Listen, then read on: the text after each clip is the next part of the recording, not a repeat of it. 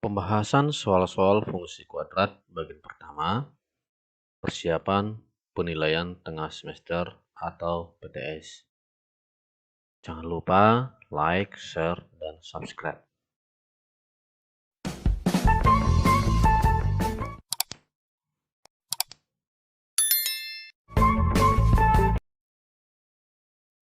Oke, nah halo adik-adik semua, pada saat ini kita akan belajar tentang pembahasan soal-soal untuk fungsi kuadrat ya. Nah, semoga video ini membantu kalian untuk persiapan di dalam menghadapi penilaian tengah semester atau PTS ya. Oke, nah sekarang kita akan mulai dari soal yang pertama ya. Kita akan bahas dari mulai soal yang pertama. Untuk fungsi fx sama dengan x kuadrat tambah x kurang 4. Tentukanlah f2 yang b nilai a jika fa sama dengan 2. Oke, nah sekarang kita akan lihat, kita akan selesaikan ya. Jawab ya, kita akan jawab. Yang pertama yang bagian A, f2. Nah, jika seandainya disebutkan dengan f2, maka itu artinya bahwa nilai x sama dengan 2.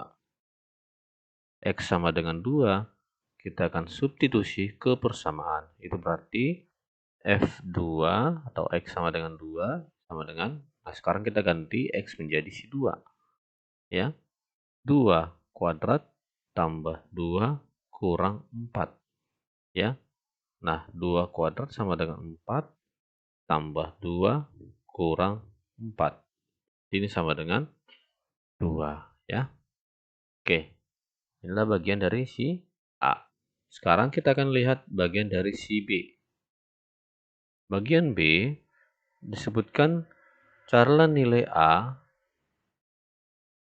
jika FA sama dengan 2. Nah, ini kebalikannya ya. Ini kebalikannya. Nah, sekarang kita akan lihat. Oke, sekarang kita akan lihat ya. Itu artinya FA sama dengan 2. Berarti dia FA sama dengan 2. Itu artinya kita akan ganti nilai A, nilai X menjadi si A ya. Berarti A kuadrat tambah A kurang 4 sama dengan hasilnya 2. Nah, ini kita pindahkan ke kiri menjadi A kuadrat tambah A kurang 4 kurang 2 sama dengan 0 ya.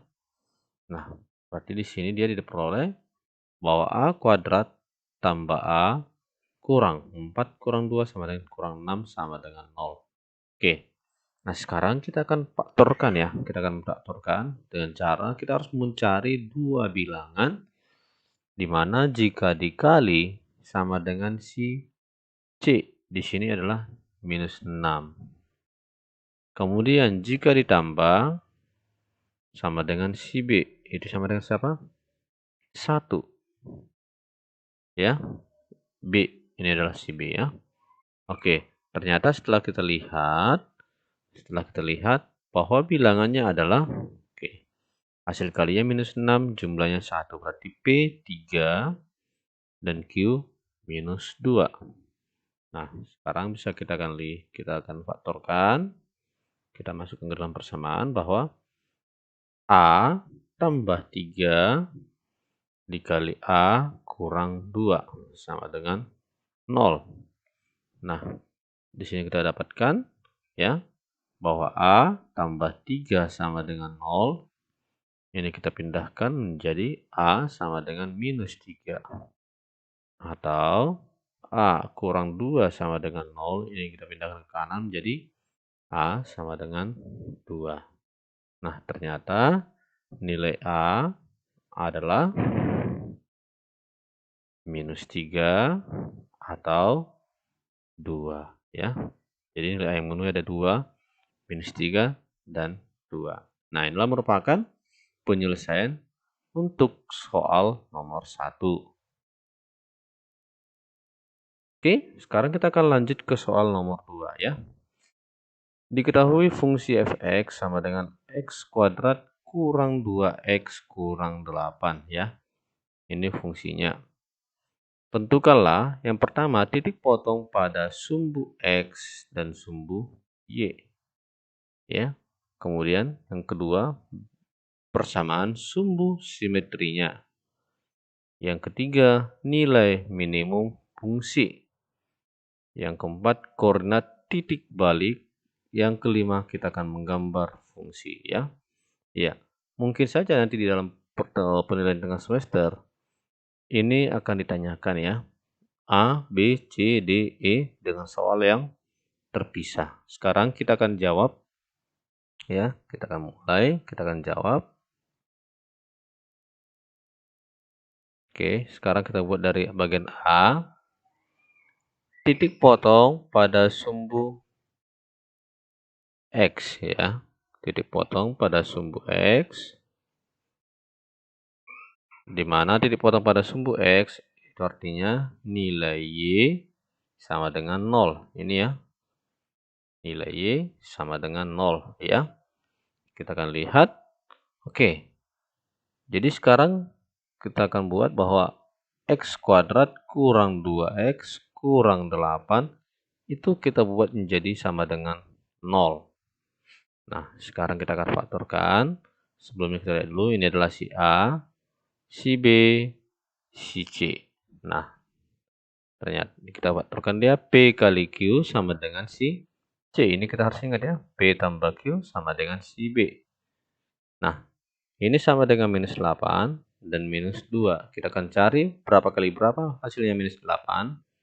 Dan berapa tambah berapa hasilnya sama dengan minus 2. Setelah kita hitung, bahwa diperoleh P yang memenuhi adalah minus 4 dan Q adalah si 2. Nah, minus 4 dikali 2 sama dengan minus 8. Minus 4 tambah 2 sama dengan minus 2. Oke, sesuai. Nah, sekarang kita akan faktorkan bahwa ya, kita akan faktorkan menjadi X kurang 4 dikali X tambah 2 sama dengan 0. Jadi diperoleh sini X kurang 4 sama dengan 0. Maka X kemudian adalah 4. Kemudian X tambah 2 sama dengan 0. Positif 2 pindah ke kanan menjadi X sama dengan minus 2. Jadi di sini titik potongnya adalah titik potong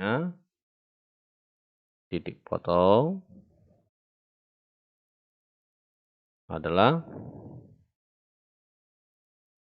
4,0 dan minus 2,0. Nah, ini merupakan titik potong pada sumbu X. Ya, ini terdapat pada sumbu X. Nah, sekarang kita akan lihat pada sumbu Y. Pada sumbu Y, ya. Sumbu Y. Nah, ketika kita lihat pada sumbu Y, maka kita akan ganti X sama dengan 0, ya. X sama dengan 0. Kita masukkan bahwa persamaannya adalah Y sama dengan X kuadrat kurang 2X kurang 8. Ini berarti kita ganti X-nya menjadi 0. Berarti 0 kuadrat kurang 2 kali 0 kurang 8. Maka hasilnya adalah minus 8. Maka titiknya pada sumbu Y adalah 0, minus 8. Nah, inilah titik-titik potong pada sumbu X dan pada sumbu Y. Oke, kita lanjut. Kita akan mencari persamaan sumbu simetrinya ya. Persamaan sumbu simetrinya. Oke, pertama kita lihat dulu persamaan fungsi.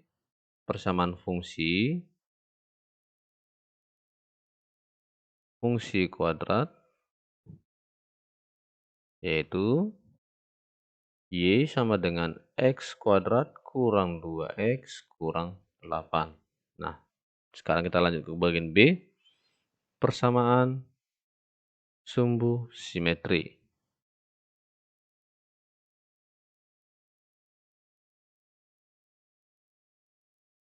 Oke, persamaan sumbu simetri atau rumusnya adalah X sama dengan minus B per 2A. Nah, di sini kita sebutkan bahwa X-nya sama dengan minus B per 2A. Nah, sekarang kita lihat bahwa minus B ini didapat bahwa nilai A sama dengan 1, nilai B sama dengan minus 2, nilai C sama dengan minus 8. Oke, kita akan masukkan minus 2 dibagi dengan 2A. Berarti 2 kali A-nya adalah si 1 ya, 2 kali 1 ya. Oke, berarti minus kali minus jadi positif, jadi 2 dibagi dengan 2 sama dengan 1. Nah, ini merupakan persamaan sumbu simetrinya. Oke. Nah, sekarang kita akan lihat bagian C, nilai minimum ya. Nilai minimum. Oke, nilai minimum artinya kita akan lihat bahwa substitusi ya, substitusi nilai sumbu simetri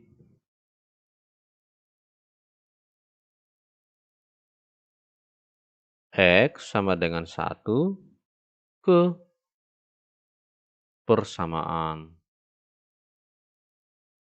fungsi ya, ke persamaan. Berarti gimana? Oke, jadi Y sama dengan X kuadrat. Jadi kita akan ganti X menjadi 1 ya. 1 kuadrat kurang 2 kali 1 kurang 8. Nah, maka diperoleh 1 kuadrat sama dengan 1 kurang 2 kurang 8. Berarti di sini minus 1 kurang 8 minus 9 ya. Maka diperoleh bahwa dia 1, oke ini sorry ini bukan ya. Jadi nilai minimumnya adalah minus 9 ya. Nah, sekarang kita akan lihat D. Ya, bagian D adalah titik balik. Titik balik dari manakah kita peroleh titik balik? Yaitu dari persamaan sumbu simetri.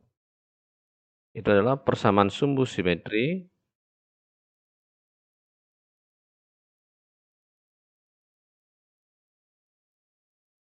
di koma nilai minimum.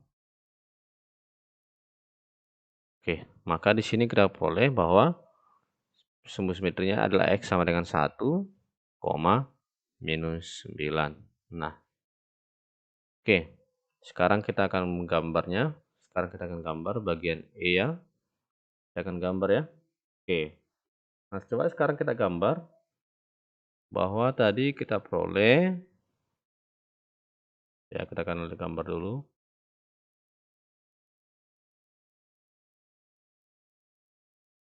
Ini adalah sumbu X. Sumbu Y ya. Ini sumbu Y. Kemudian kita akan gambar dengan sumbu X ya.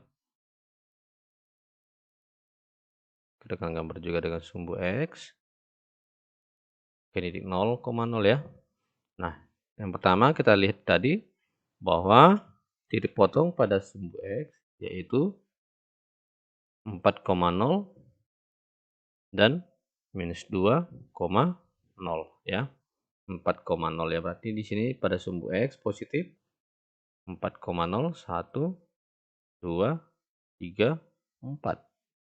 Kemudian minus 2,0 ke arah negatif ya. 1, 2, minus 2. Nah, kemudian di sini kita akan lihat lagi memotong sumbu Y. Memotong sumbu Y pada koordinat 0,-8 ya. 0,-8 berarti ke bawah ya. 1, 2, 3, 4, 5, 6, 7, 8. Inilah minus 8. Nah, kemudian di sini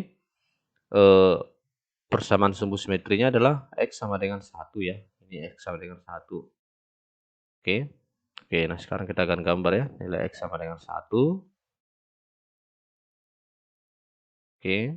Nah, sekarang ini saya buat garisnya sejajar dengan sumbu Y dan melewati X sama dengan 1.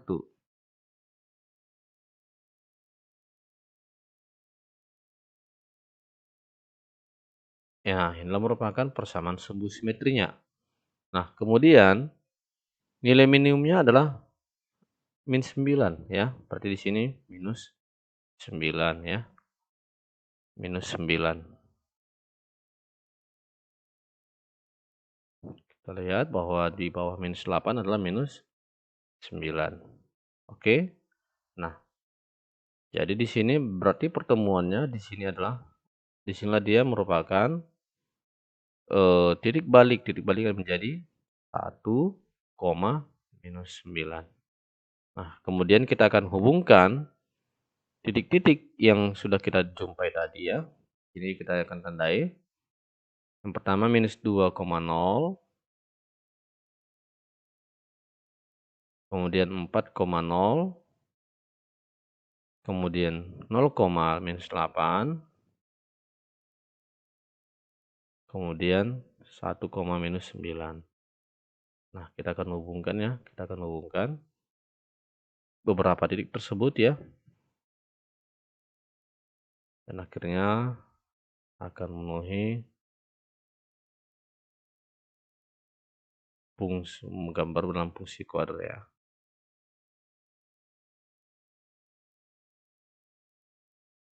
Nah, oke. Inilah gambar atau sketsa ya dari fungsi kuadrat bagian nomor yang kedua ya. Kita akan lanjut ke soal nomor 3. Oke. Kita akan lanjut ke soal nomor 3. Tentukanlah kedudukan fungsi-fungsi berikut terhadap di sini ada terhadap sumbu X. Jadi kedudukannya terhadap sumbu X gimana ya? Oke, sekarang kita akan lihat dari soal yang pertama A. Y sama dengan X kuadrat tambah 2X kurang 8. Yang bagian B, Y sama dengan X kuadrat kurang 6X tambah 9. Yang bagian C, Y sama dengan X kuadrat tambah 3X tambah 4. Kita akan mulai dari soal yang bagian A ya. Kita jawab. Nah, bagian A, Y sama dengan X kuadrat tambah 2X dikurang 8. Nah, di dalam soal ini kita akan mencari kedudukan fungsi terhadap sumbu X. Jadi ketika ada disebutkan dengan kedudukan fungsi, maka kita harus mencari nilai diskriminan. Diskriminan. Nah, atau disebutkan dengan si D. Rumusnya apa? B kuadrat kurang 4AC. Dulu. Nah ya.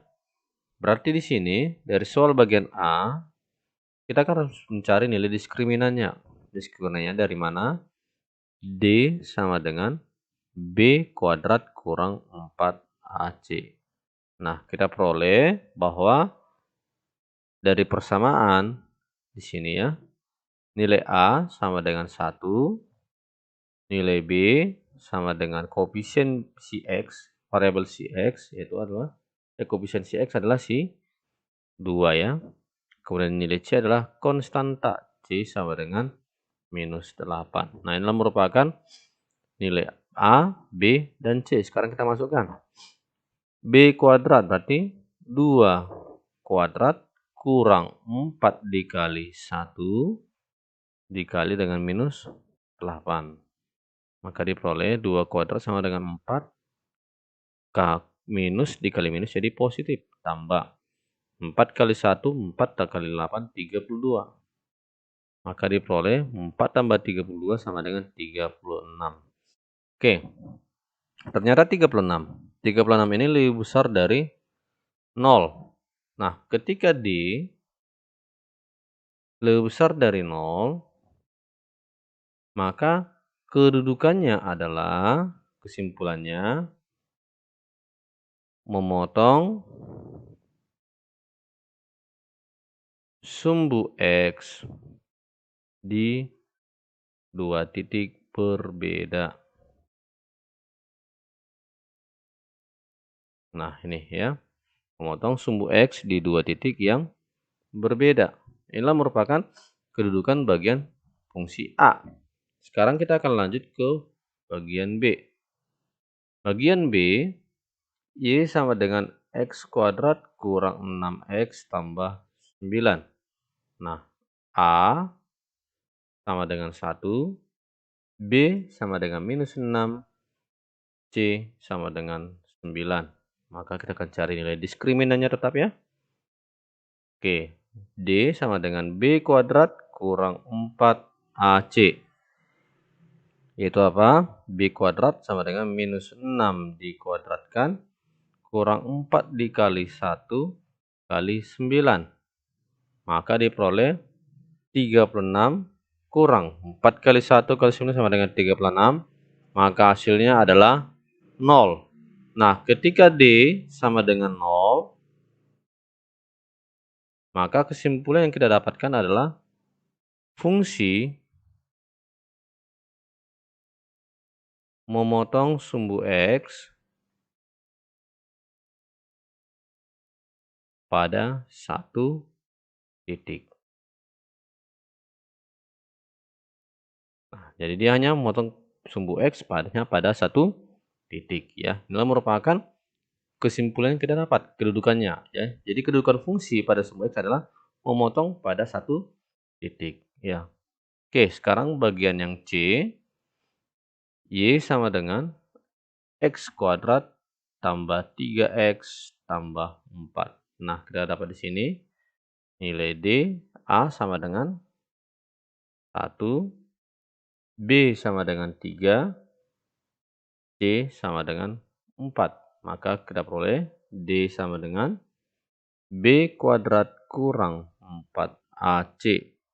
Maka B kuadrat sama dengan 3 kuadrat kurang 4 dikali 1 dikali 4. Maka dia 9 kurang 16 sama dengan minus 7. Nah, ternyata nilai D lebih kecil dari 0. Kesimpulannya adalah fungsi tidak memotong sumbu X. Nah, oke. Inilah merupakan 3 kedudukan fungsi terhadap sumbu X ya. Ada yang memotong sumbu X di 2 titik berbeda, ada yang memotong sumbu X hanya pada satu titik, dan ada yang tidak memotong sumbu X, berarti dia tidak memotong, tidak melalui sumbu X. Nah, kira-kira bagaimanakah gambar dari ketiga fungsi tersebut? Mari kita perhatikan. Oke, yang pertama adalah Y sama dengan X kuadrat tambah 2X dikurang 8. Oke, tadi kita dapatkan bahwa dia memotong sumbu X di 2 titik, benar ya? Yaitu ada titik ini ya. Titiknya adalah minus 4,0 dan 2,0. Jadi dia memotong sumbu X di 2 titik, terbukti ya dari gambar ini. Kemudian yang kedua, Y sama dengan X kuadrat kurang 6X tambah 9 ya. Dia hanya menyentuh atau melewati sumbu X ataupun pada sumbu X ini hanya terdapat pada satu titik. Yaitu titik apa? Nah, di sini dia. Di sini ya 3,0. Nah, dia hanya seperti menyentuh saja pada sumbu X sehingga diperoleh bahwa dia terdapat melewati pada satu titik ya. Titik 3,0. Yang berikutnya C ya. Y sama dengan X kuadrat tambah 3X tambah 4. Nah, kita lihat di sini bahwa fungsi tersebut tidak melewati sumbu X, tapi dia berada di atas sumbu X ya.